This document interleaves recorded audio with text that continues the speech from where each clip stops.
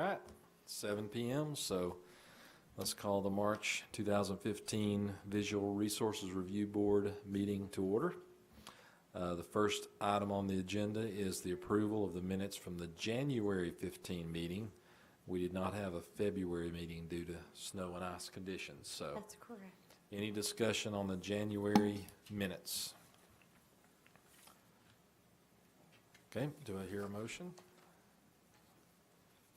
I move that the minutes be approved. Second? I second. All in favor say aye. Aye. Opposed?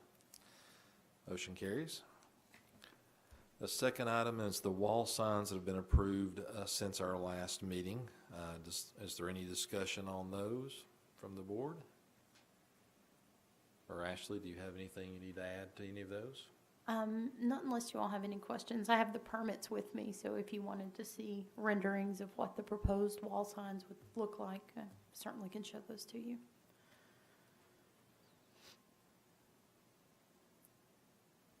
I will say Fruition Cafe was formerly Frulotti. They've just changed their name. I don't think so. All right, well, we'll move on to the ground-mounted sign applications. So the first one there is Honest One Auto Care. And I believe this is one that we looked at in lieu of a meeting last month. Sir. Been installed at this point. And this is certainly a picture of it as installed. It is 20 square foot internally illuminated sign.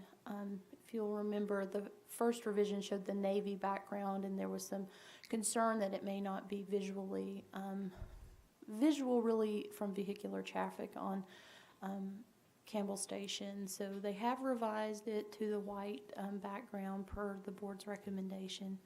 So we would recommend approval of the sign.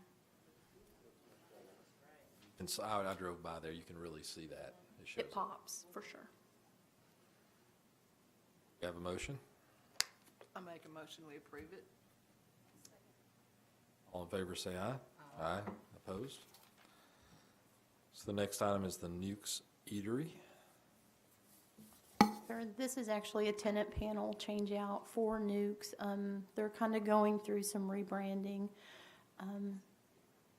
But we feel as though it is legible and architecturally compatible with the other signs and even their wall sign that they're installing, and we would recommend approval. Is Scoops still there? No. This is Like, 'cause this their is an sign old doesn't look very good. this is an old picture that they've retrofitted. Which one? Scoops had the two Oh, panels, yeah. and we, I think that's good. Yeah, that's very legible.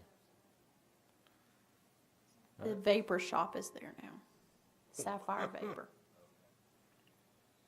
Do they have a panel up? They do. There's still one missing. I think they filled in that bottle, and I would have to verify it. Hatcher Hill was looking just to put their leasing information in one of those vacant panels. Sounds right. I like the nukes. Have a motion on Nukes? Motion to approve. All in favor say aye. Aye. Opposed? All right, the next one is Aurora Pool and Spa. This is Aurora Pool and Spa. It is a tenant panel on that larger sign that is at West End. Staff feels as though it's legible and architecturally compatible with the other signs there and would recommend approval. Certainly read the pool, spa, and billiards part. Can't read the name. logo's a Name, little, but I assume that they just really want the pool and spa to be the main advertisement. I think that's their draw with this type of sign. I don't think it looks like the others, but, you know, if majority are okay with it, I'd be okay with it, but I mean, I'd like to have seen the name of the company a little more, I think. Well, is that their actual logo though? That whole football-shaped Aurora gallery thing? It is, and just some background, they actually proposed that logo on the building, but because of the way this wall signage is structured in that particular section of the strip, they actually had to go with channel letters. So it says, the channel letters will say Aurora Pool and Spa. Yeah, because they could not use the logo on the building. Well, that makes sense then. Yeah. Any further discussion? Do we have a motion? All right, do it. All in favor say aye. Aye. Opposed? Motion carries. The next item is PPG Paints. This is PPG Paints. Pittsburgh Paints is changing their name at their location. We're currently also working on their wall sign, but this is to change out the tenant panel. It is consistent with the other tenant panels there with the, it's hard to see in this because it looks white, but it is the brushed aluminum as the other tenant panels are at Concord Square with the back lettering on it. So staff would recommend approval given that it's architecturally compatible. So it is going to match the same color schemes. Yes, sir. Are the other colors of the lettering the same as PPG Paints? It's hard to tell from this. They're all black. The only color that actually appears on on any of those tenant panels is the blood drop in Medic, and it's red. Okay. The rest are all the black backgrounds. All right, it just doesn't show so well on this rendering, I guess. So the font or everything's gonna be the same as the other, no, or, The fonts are different. The font will be, as you can see in that upper left hand, really Okay. their PPG logo it's- and the block letters. Is Yeah. it gonna spread out a little farther and fill that whole space? Or is it gonna be that? that small? I couldn't answer that as it appears. I mean, certainly you could recommend that they use a larger font to make it more visible. I like the sign over to the left, but when you put it over here to give us an idea, Looking at the existing sign is, they basically went with they had a small logo and Pittsburgh Paints. Now it's just a big logo and small paints. It just seems like it would be a little hard to read on that stretch. You know, Creative Hair and Medic is readable. right, that's what I was wondering. And you could recommend them tying it to that font size. I mean, still let them use their artistic Yeah. font yeah. that they want to use, but maybe thickening the font to it. Where people can, so people can, as they're driving down, that they can read it more like.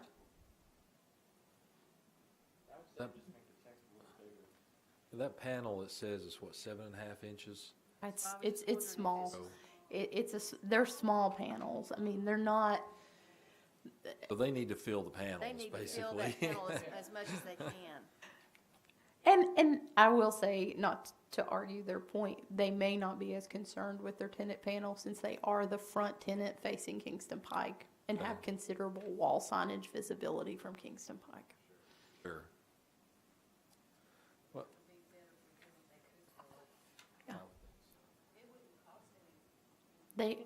From all indication, they have not fabricated the sign yet, so they were waiting for our comments to email them tomorrow as it related to the meeting, so. I think I feel comfortable saying that we like what they're doing. We would just recommend that they make it a little larger so that it can be more legible from Kingston Pike. So I'll make that motion to approve with that recommendation. Do we have a second? Second? All in favor, say aye. Aye. Opposed? Motion carries. Next item on the agenda is Fox Hollow Goodson Group, PLLC. Yes, sir. Okay, this is a 40 square foot non-illuminated sign. Some of you that have been on the board certainly may remember this sign. It was reviewed and it was originally approved in September 2009, then again in February 2011, with 3 comments really that we feel are still, just need to be verified prior to construction, certainly verifying the setbacks on the foundation, verifying the height of the structure so it doesn't exceed the 6 feet, and then coordinating any grade work they may be doing with the engineering staff, because they do have some of their stormwater detention in this area, so just so that the engineering staff is aware of what they're doing.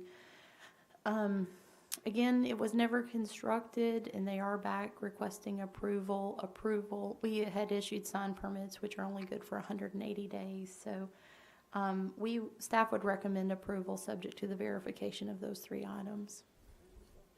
It's the really interesting building there at Cheho that is pulled close to Kingston Pike, and yes, That's what I thought, okay. it's got some heavy timbers out front and okay. stone.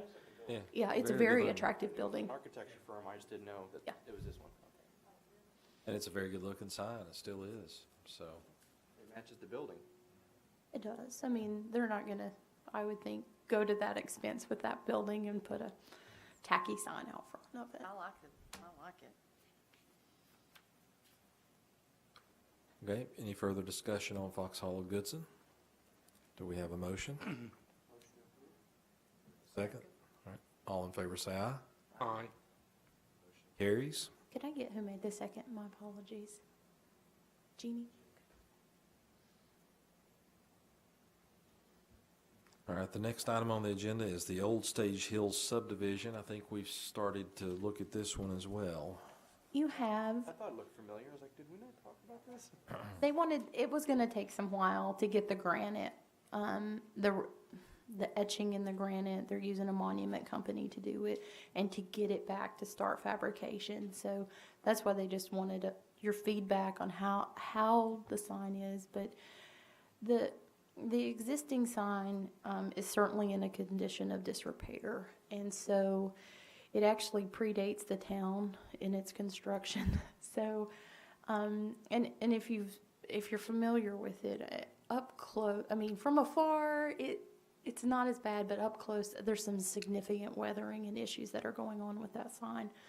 They are proposing to remove the stone columns, leaving the structural supports because they are still in good shape, and putting brick on the columns that actually will match the 4-story bank that's next door.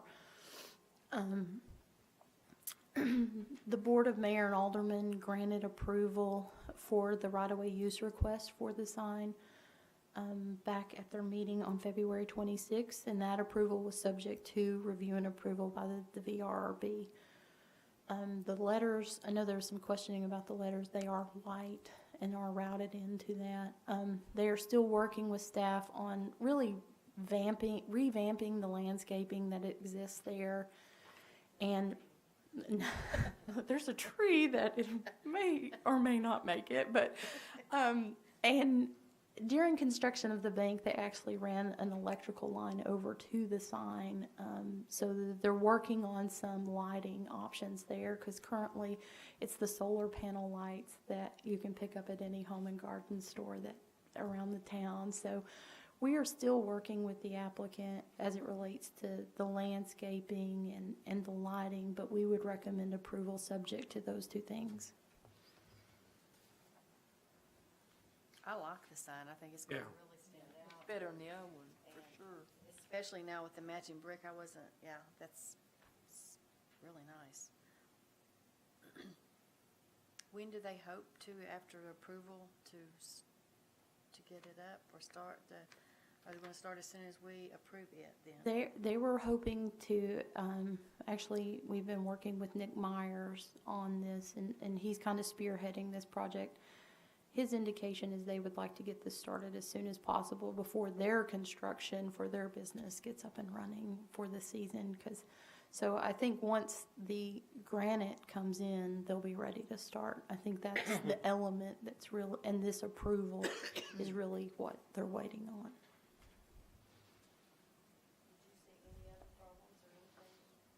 I didn't see any. I think the biggest hurdle for them was the Board of Mayor and Alderman approval for the right-of-way use. Just since it is within the town's right-of-way, that was really but I think it'll really clean up that sign. It'll give some consistency to the 4-story building there too. I think it's a very positive.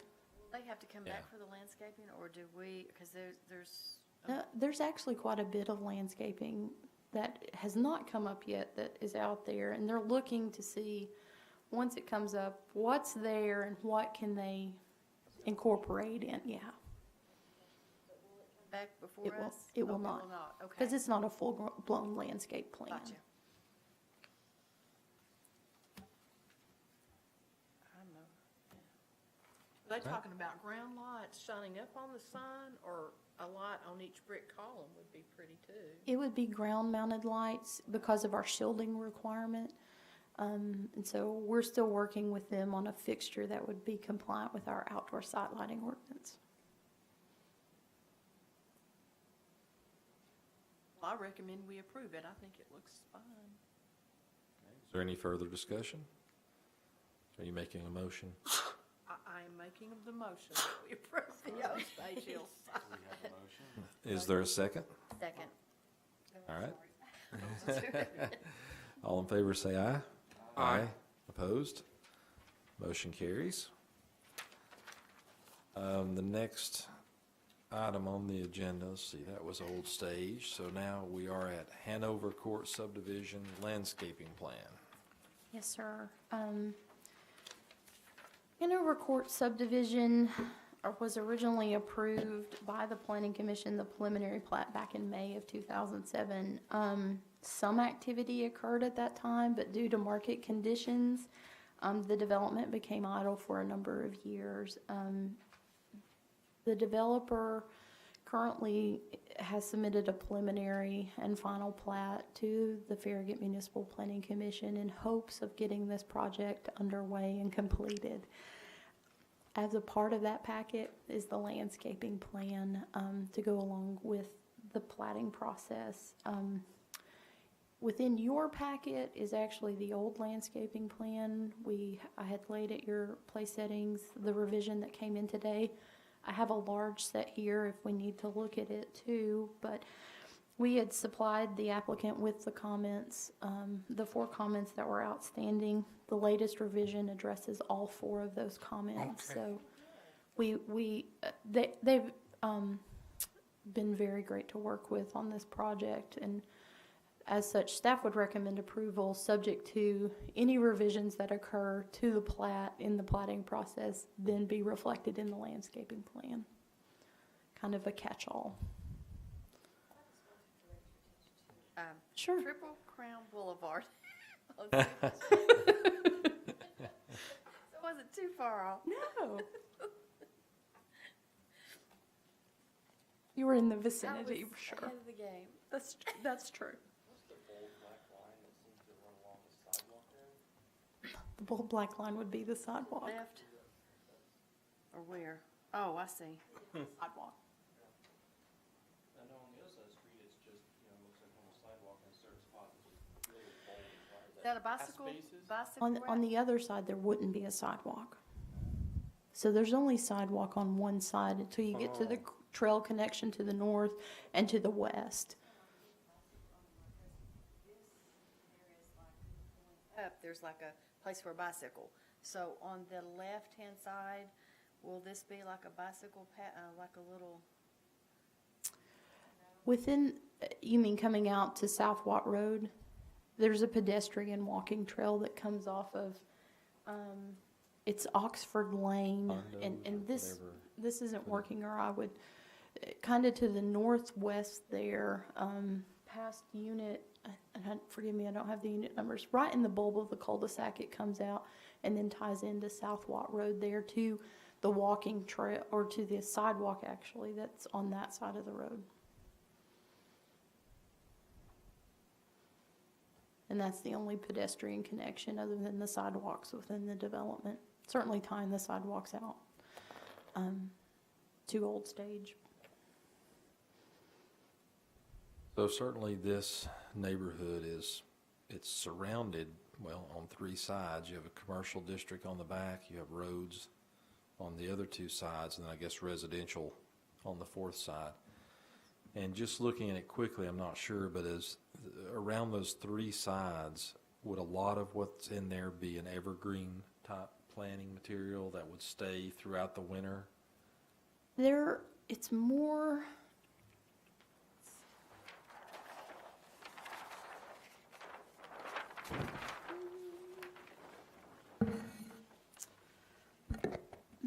really the evergreen material. There's a quantity of 90 of those, and they're dispersed actually all throughout the plan on all sides. There's a large grouping of them along Cool Sports to the back of the detention basin, but along the residential properties there on Hobbs Road, there's quite a few, and there's that are intermittently dispersed through there, along with some deciduous trees also. So it won't be a solid evergreen buffer along that Hobbs side. That's the smaller circle with the whatever. It is, and Oh. I have this large plan if you want to look at it. What is a black tupelo? It's kind of like a sweet gum in that family. It's not an evergreen. I'm just thinking if you were to reside here, that you might want quite a bit of evergreen material around those three sides. You know, to sort of shield your house from the road and, you know, from the commercial district. So that was sort of my logic, is if it's spread out throughout those three sides, it might be a little more pleasing to someone who's wanting to buy in that neighborhood. I mean, that's a valid point. It would really, I'm trying to think if it would affect, which units it would affect. It would, How large is this gonna be? It's not gonna be a huge subdivision, it couldn't be. it's not very large. I mean, it's a duplex Yeah, that's what I thought. subdivision. It's not.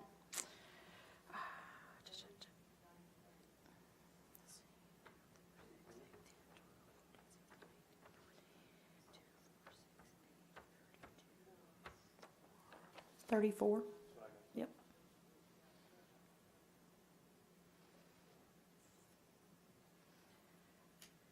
Well, that's just my thought, that they would consider filling in as much as they could in a evergreen variety, just to make it more appealing to those that might want to move into the neighborhood.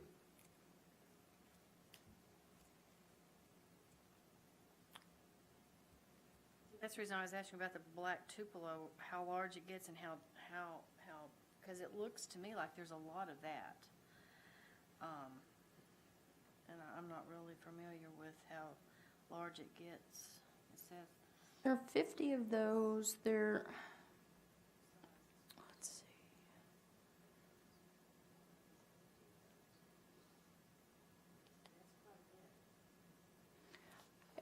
I will say, for a 25-foot buffer, which is what is proposed and required around this development, it's a difficult task to get 12 trees per 100 feet within just 25 feet of space. So, you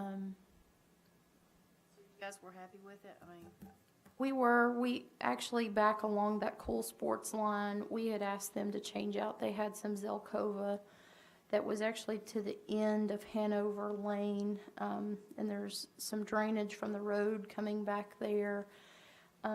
We're concerned with some of the soils that were back there, and with certainly moisture being back there too from that discharge of that drainage. Would this Zelkova be successful? Would they survive?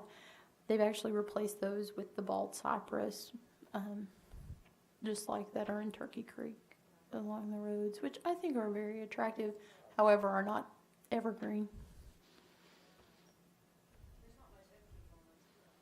I don't think. And there's quite a bit on just across their property line on the Cool Sports property. There's quite a bit of vegetation back there. There's a good stand of some oak trees and Okay. some red cedars that are back there too. Now, that's not a guarantee that they'll always be there. But that does make a difference for that side. It does, and that's why you're not seeing a lot of tree preservation on this site, because it actually just sits beyond that property line. So that's a good point. So with what's back here at Cool Sports, now you have a really good buffer then There's some substantial trees that back in that side. area. Yes, sir. So then that's really not as much of a concern. It just might be around the road where you'd want to. It would be within the winter. There could be there will be visibility Smaller one, but of it's the over Cool there. Sports roof, I think. But on that corner, mainly the Hanover Lane corner, the finger that just runs straight back, in the summer, they'll have quite a bit of screening from the vegetation that's sitting on the Cool Sports property. Are these homes or? They're duplexes. Oh, okay. To buy or rent or? They've not indicated. I would guess they would be to buy. Because they were just, at one point, there were some fourplexes within there and twuplexes. There was kind of a mix, and now with this resubmittal of the preliminary and final plat, they've just gone to the duplex model.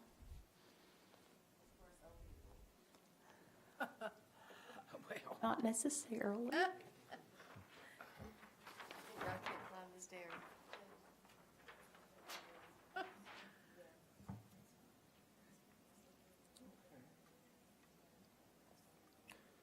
All right, well, is there any further discussion on the subdivision, Hanover Court subdivision landscaping plan? it sounds like the other boards already researched it very well. Do we have a motion on it? I move that we approve the plan. All right, we have a motion and a second. All in favor say aye. Aye. Opposed? Motion carries. So the next item on our agenda is a continuation of discussion from the January meeting regarding the border lighting for buildings in relation to definition of a neon border and some of the options in potentially changing the wording of that ordinance. Sure. And my apologies bringing this back to you all. In January, we initiated the discussion with Neon Border, and I feel like you all gave us some good direction with the 5 items that we had captured as how we'd like to see it grow. And I've got a picture. This is what we discussed, the Fairfield Inn and Suites. And I think you all agreed that this was probably a good application, but how could we incorporate that into our language? And in researching, we have had some difficulty with how to capture this. It's been a difficult topic. The trend has been to eliminate this type of signage as a national trend, or signage lighting as a national trend from what we've saw, but knowing that there may be some unique applications to where it could be acceptable, and that's where we really just wanted to talk with you all. And that's where our 6 questions really came from, and I think the biggest one is, the first one is, should we change the name to be architectural accent lighting? think So it's that's- not just neon border and have an Exactly. That gives you a little more leeway. Yeah, I think that one's an easy. That's an easy yes. I would agree wholeheartedly. I think number 2 is the more difficult one, being should it even be permitted, and if it should it be limited to a certain height? And where this comment is coming from, and it kind of gets into the number 3 a little too, is should architectural accent lighting like this be held to the same standard as we hold wall-mounted lighting within the outdoor site lighting ordinance, which is 15 feet up the wall. Do we have a building height requirement? We do have a building height requirement, but however, regardless of the height requirement, we still don't allow wall-mounted signs above 15 feet on the wall. Like I'll use the 4-story bank as my example. If you'll notice, they're not all the way down. It's gonna be above that, The sign is above it, yes. so do they have to move their sign because of that ordinance? Well, that's outdoor site lighting. It's not, it excludes signage in that. And it's really funny that we had this conversation in January, because we got a proposal from another motel or hotel within Farragut, and here's kind of the picture as it relates to it. And this night view lighting and kind of this glow along the roof line, which this currently isn't prevented either, nor would it meet the definition under neon border. So I think it's a good example to look at another element. That was not It's even- probably going to be LED, I would think. I think it's important to, you kind of put it on down, number 4 talks about if it's up next to agriculture or residential. If you have a 4-story hotel building next to a residential, not so much agriculture, but I mean a residential area, or agricultural, I guess that could become residential, you know, Or that has For the that. house right near. then you're not going to want that above. I mean, it's just going to be bright. And I think that, you know, if we limit the height of what we allow, you know, it's going to be less of, I don't want to use the word obnoxious, but less of a distraction to what may be around it. I mean, and I'll just use the Holiday Inn, for example. On the back side of it, it's now R6 OSM. That's still a residential zone. And with people, if that project develops and there's apartments there, would you want that lighting shining in on those? Because they may on the first or second story of that. I mean, so, and we were taking this agricultural and residential because in some of the new districts that we've been writing, especially the R6, site lighting for parking lot areas has to be set back like 100 feet from the property line adjoining agricultural and residential, so there's not that overspill of light, knowing that they typically will have more lighting than just a residential neighborhood would. I don't know how to put this, but like even the darkness or the lightness of the light, you know, like a 100-watt bulb puts Sure. off. Do you have anything to how would you? I mean, there There's- are dimmers for LED lights. I mean, you could have it to where it only, you know, radiates so far Right. out. I mean, the LED lighting and this kind of artificial lighting is becoming popular. It's definitely, like we talked about before, it's very modern. I don't have a problem with it, Go but to a lot of big cities and that's how they do it.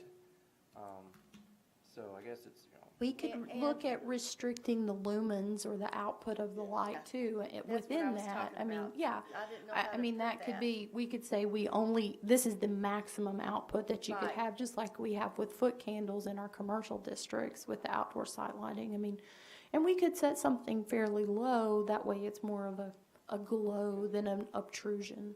like this building here, you'd paint that, where the light is, you'd paint that white, you'd have the light actually recessed down in that cove, and it would just shine up, it would shine up on the wall, making it look illuminated, but it wouldn't actually be radiating a Right, white that's- light that's- out into the neighborhood. And a lot of the hotels, they're not gonna really want to be that bold either, because the people that are staying there do not want that light to be so Exactly. bright that it's going to disrupt their sleep or whatever. But I didn't know how to put that, but it was like the wattage or, Yeah, you said it great. the lumens of it, But with I think- LED, that seems to be more of a trend than wattage, so. But I think what we're talking about now does move away from a sign ordinance. And that's one of our questions. We're in, does. and just to shed some light, we're in the process of actually updating our outdoor site lighting ordinance and actually putting in some lumens and more clarification as we're getting new technology with LED. And so our question is, and we wanted to see how you all feel, should neon border maybe be completely removed from the sign ordinance and this architectural accent lighting then be incorporated into the outdoor site lighting? That way they're submitting it with all of their building lighting. That seems to make more sense. I mean, Absolutely I makes see what the intent was in the beginning of neon lighting, when that was a big thing where they had flashing Not neon. anymore. And that we could still prohibit as a sign, of course, if we wanted to. But this All looks neon more, remotely. the whole different.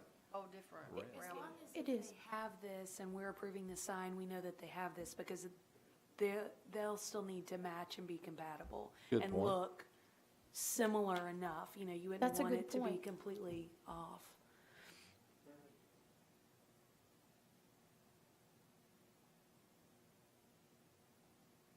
I think it sounds to me like we're all in agreement, a soft, pleasing light would be acceptable in a, you know, in the right district, but that it's not really a sign thing. It's more of a building accent lighting that, And I think that's where we're getting hung up, because it's within our sign ordinance, and just as you said, Chairman, I see why it was put there originally, because that's where we probably had to do, that was the only place at the time the ordinance was codified that we could deal with it. And now we have this outdoor site lighting, we're now in the process of trying to revise it.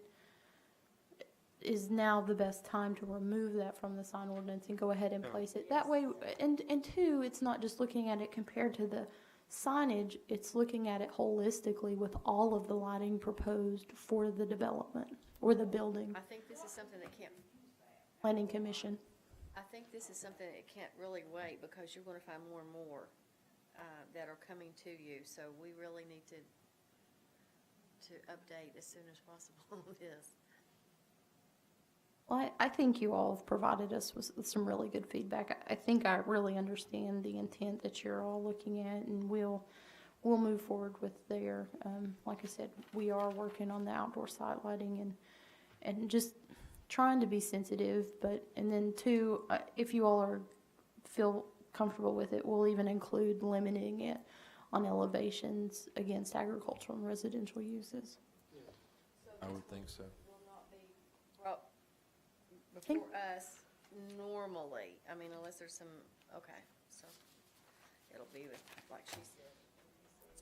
It'll be MPC. They review out all outdoor site lighting. This is just a schematic that they sent us to They say, sent would it this out be, this week. would this be acceptable in Farragut? Unfortunately, at this time, no, but I mean, we did share with them, and the gentleman at Fairfield has been very understanding. He knows that we're working on this process. We've been sharing our questions with him, and I feel like they need to be brought in on the conversation, and we're trying to share as much as we can. We encourage them to come and speak.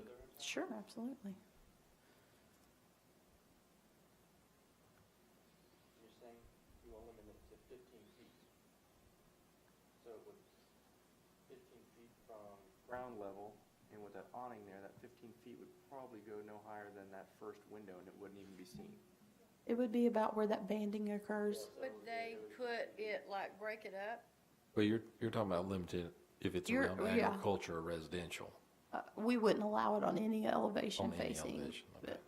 but But for this one here, would it be limited to just the 15 feet then? It would be, but I'm hearing you all say that that's probably not a realistic application. Just looking at this picture, it's not realistic, because if you limit it to 15 Because it's- feet, it makes it to the band, and because of the awning, you'll never see it. Yeah. I mean, that's true. I mean, we just don't want it from an I mean, I guess our concern has been, we don't want it to be obtrusive. And, Right. and we just want to be guarded. And if we are going to allow this, that we're not creating an issue later on down the road. Yeah, I mean, if you allow it to, I mean, what it's supposed to do is act as a feature that runs between those two faces. I mean, you can, like we talked about, you could limit the lumen, so it's not just bright shining beacon shooting out of the wall. I mean, you could limit it to a softer tone. And I think we would want it, just like with our outdoor site lighting and using similar language, we would not want the fixture to be exposed. I mean, I feel like it would need to be recessed to create that glow. I think it is in this case. It is in this case, yeah. That would be recessed, and, you know, I think that looks very nice the way it is. To limit it to 15 feet, you just may as well not even put it in at that point.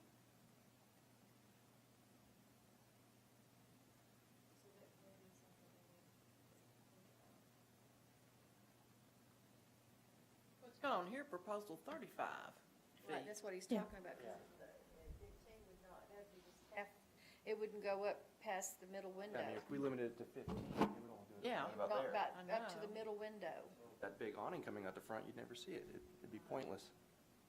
unless that you ended up doing up at the top and at the bottom, but that would be tacky, just so. I think I think that looks nice on buildings, though, really do. I think once you get the wording right, it could be very nice. It could be. I don't disagree with that at all. We just want to make sure we're, from a staff's perspective, just thinking of all the elements and talking them through. So I guess we don't feel like we're allowing something that we may regret in the future. That brings up a question though, if the Hampton, it was longer than 15 feet across, so the lighting across. Oh, yeah, it would. So what's the difference on across and above? The, Height thing she was talking about, how Height. high off the ground it was. So even across, it wouldn't meet the standards today. Right, okay. and that one had some other issues with the cornice they were adding would exceed the height elevation. I mean, there were more than just the lighting issues with that. So, but it's a good example to give you a contrast to the Fairfield, just to see different applications, I think, of how this could be applied. So I think that's great guidance that you all have provided us, and I thank you very much for that.